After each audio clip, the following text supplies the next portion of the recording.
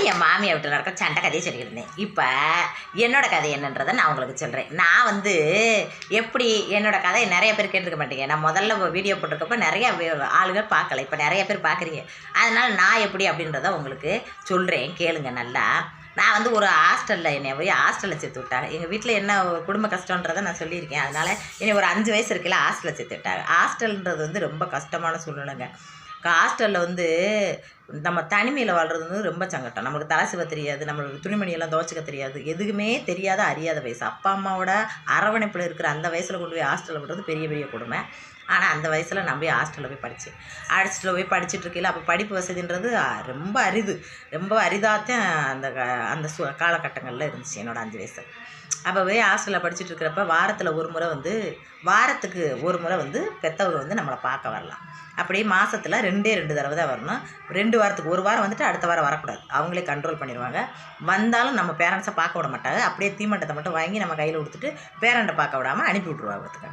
அந்த மாதிரி சூழ்நிலையாக ரொம்ப கண்ட்ரோலான ஹாஸ்டல் அந்த ஹாஸ்டலில் போய் படிக்கப்படுதார். எங்கள் அம்மாவும் வாரம் தவறாமல் வந்துடும் பார்த்துக்கோங்க. அந்த ஒரு வாரத்தை விட்டுட்டு மறு வாரத்தில் வந்துடும்.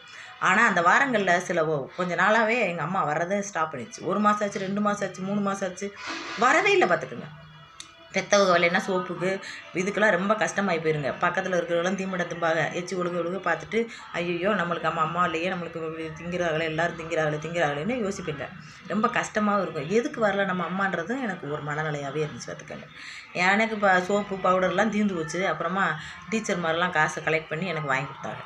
சரின்னு அதில் தாங்க வச்சுக்கிட்டு இருந்தேன். ஆனால் ஸ்நாக்ஸ் வாங்கி கொடுக்க மாட்டாங்கல்ல, மற்ற பிள்ளைகளாம் திங்கிறத பார்த்து ரொம்ப எங்குவேன். மற்ற பேரண்ட்லாம் வந்து பார்க்குறப்ப அவங்க சாப்பாடு கொண்டு வந்து அங்கே கொடுக்குறப்ப அதெல்லாம் வேடிக்கை பார்த்துட்டு எனக்கு அழுகையாக வரும். நம்ம அம்மா மட்டும் இன்னும் வரலையேன்ற அந்த ஏக்கம் எனக்கு அதிகமாகிட்டே இருந்துக்கும்.